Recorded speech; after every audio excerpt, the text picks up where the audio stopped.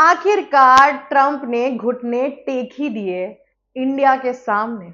जी हाँ, अभी जो नई खबर आई है उससे ये पता चल रहा है कि कैसे यूएस अपनी जगह पर वापस आ चुका है। ट्रंप ने जो तुर्रम खान बनकर पूरा 50% का टैरिफ लगाया था, उसके बाद से उनकी कंट्री जो नीचे की तरफ जाते हुए दिखी है, 50% रिसेशन जो आने की मूडीज ने बात की थी, और जिस तरीके से हमने देखा था कि कैसे अनएम्प्लॉयमेंट रेट 4.3% छू चुका था, लोगों का काम करने का मन नहीं था, हाउसिंग और रेंटिंग इश्यूज चल रहे थे। अब ये सब चीजों के बाद से डोनाल्ड ट्रंप को थोड़ी अकल आ चुकी है।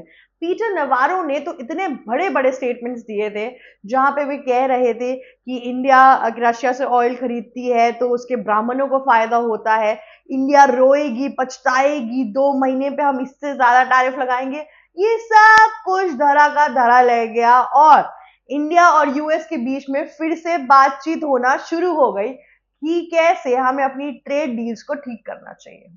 इसीलिए कहते हैं दोस्तों, सुबह उठ कर ना एक नया डिसीजन और ट्विटर पे जाके ना अपने इंट्रूसिव थॉट से चीजें नहीं लिखते हैं।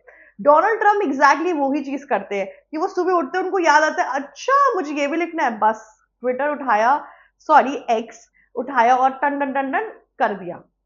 अब आप सोच रहे होंगे मैं किस चीज की बात कर रही हूँ। उन सब चीजों के लिए सबसे पहले नमस्कार दोस्तों, मेरा नाम श्री चित्रांशी है और आप देख रहे हैं ग्लोबल शार्क। दरअसल डोनाल्ड ट्रंप ने क्या कहते हैं और पीएम नरेंद्र मोदी की बातचीत के बाद से इंडिया और यूएस के ट्रेडिंग डील्स पे बात हुई, जिसके बाद से ये अब बात चल रही है कि कैसे यूएस ने जो 50% टैरिफ लगाया था इंडिया के ऊपर वो कम हो जाएगा। जी हाँ, 50 से 25% टैरिफ आ जाएगा। और साथ ही साथ जो इंडिया ने रिटेलिएटरी टैरिफ लगाया था यूएस के ऊपर, वो 25 से 10 या 15% आ जाएगा, क्योंकि इन दोनों ही कंट्रीज को काफी हद तक दिक्कत हो रही है। इनका एक्सपोर्ट मार्केट इंडिया का जो है वो रुक गया है, दूसरी चीज यूएस का इंपोर्ट मार्केट रुक गया है। तो इंडिया ने ये भी प्रावधान रखा है कि हम अपना मार्केट थोड़ा और खोलेंगे आपके लिए, आप आओ यहाँ इन्वेस्ट करो। तो दूसरी ओर यूएस ने बोला है कि आपका तो पूरा मार्केट हमारे लिए खुला ही है, पर हमारे मार्केट में आप इन्वेस्टमेंट करो, हमारा मार्केट भी खुलना चाहिए। इन सब चीजों पे बातचीत हो रही है इस टाइम पे यूएस और इंडिया के बीच में। ये एक बहुत बड़ी खबर है, ये एक बहुत बड़ी हार है यूएस की कि कैसे एक डेवलप्ड नेशन यूएस जैसे ने अपना क्या कहते हैं घुटनों तले क्या कहते हैं सर झुका लिया। मतलब ये कुछ ऐसा सा हो गया है, क्योंकि डोनाल्ड ट्रंप जिस ड्राइव में गए थे, जिस हिसाब से उन्होंने ये पूरा टैरिफ लगाया था अगस्त में, जिस हिसाब से वो करना चाह रहे थे, उनका टैरिफ का पूरा चीज तो ढंग से 2 महीना भी नहीं टिक पाया और इतना बड़ा लॉस फेस करना पड़ा। और इंडिया इस बारी पीएम नरेंद्र मोदी की जो पूरी नेतृत्व थी इस चीज को लेके, वो कंप्लीटली सही थी।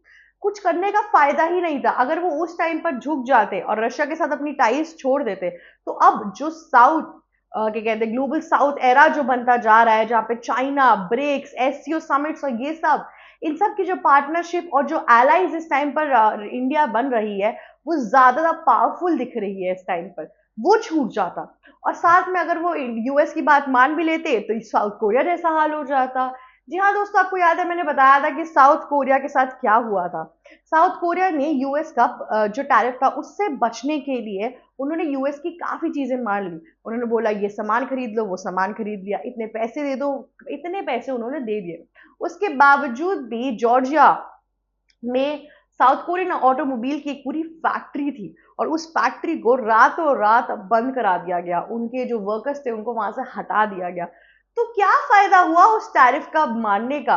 डोनाल्ड ट्रंप एक बहुत ही विचित्र पर्सनालिटी है, मतलब बहुत अनप्रिडिक्टेबल है। अगर आप ध्यान से देखिए उनका जो नेचर है, उनकी चीजें हैं, सुबह वो बोलते हैं वी लव इंडिया और शाम को एप्पल के सीईओ से कहते हैं कि आप जो इंडिया में इन्वेस्टमेंट कर रहे हैं, मैन्युफैक्चर कर रहे हैं, आप मत करिए, आप हर चीज अमेरिका बेस कर दीजिए, एप्पल अमेरिका बेस, ये अमेरिका बेस। तो इन सब चीजों के बाद से काफी हद तक जो ये झुकाव देखने को मिला है, ये बहुत इंटरेस्टिंग माना जा रहा है कि क्या और कैसे हुआ है।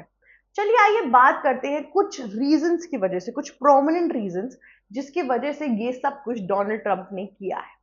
जी हाँ, सबसे बड़ा रीजन इस टाइम पे रशिया और चाइना दोनों ही डोनाल्ड ट्रंप या यूएस के हाथों से निकले जा रहे हैं।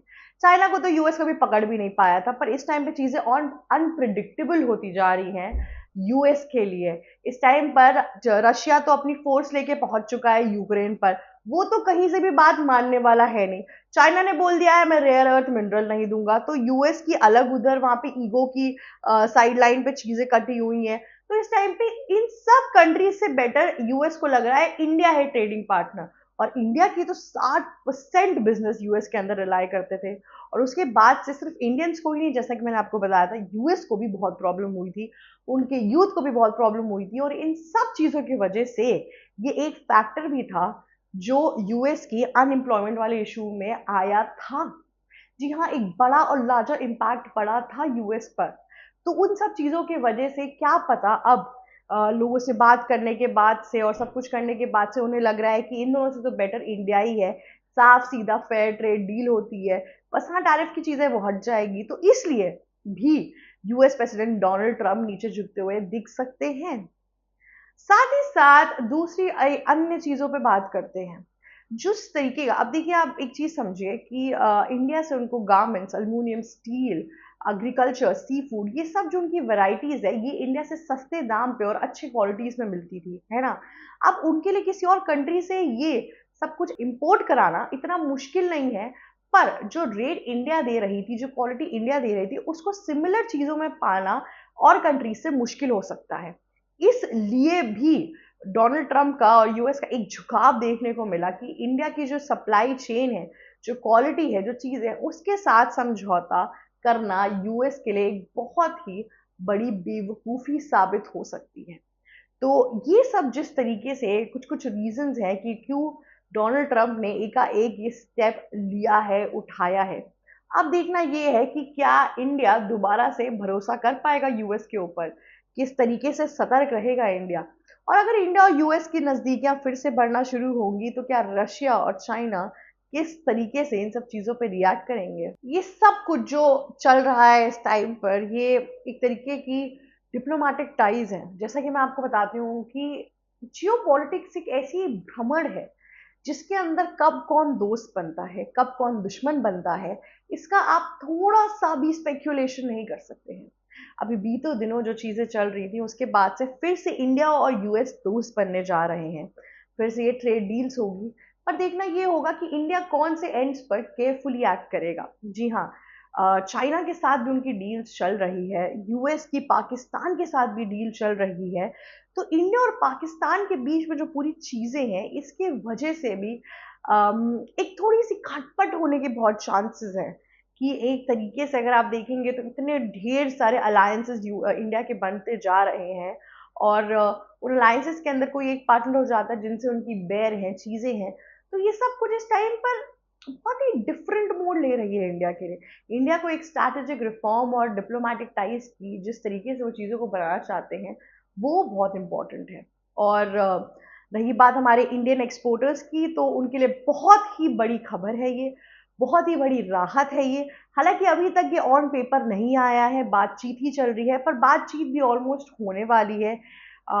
इसके जो रिजल्ट्स हैं ये कुछ दिनों में दिख जाएंगे, और अगर ये हो गया तो इंडियन एक्सपोर्टर्स की फिर से चांदी ही चांदी है।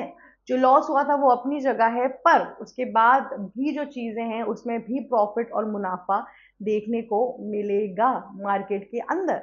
तो अब दिवाली जैसे जैसे आने वाली है वैसे वैसे नई नई चीजें आने वाली है, मार्केट फिर से ऊपर जाएगा। इंडिया का जो स्टॉक मार्केट इतना नीचे चला गया था वो ऊपर उठ के आएगा, बहुत ही अच्छे से शाइन करके दिखाएगा। और ये एक शुरुआत है कि अगर आप डेवलपिंग नेशन है तो भी आपको किसी भी इंटरनेशनल प्रेशर में आके झुकना नहीं चाहिए, अगर आप अपनी चीजों को लेके फर्म और सही हैं तो।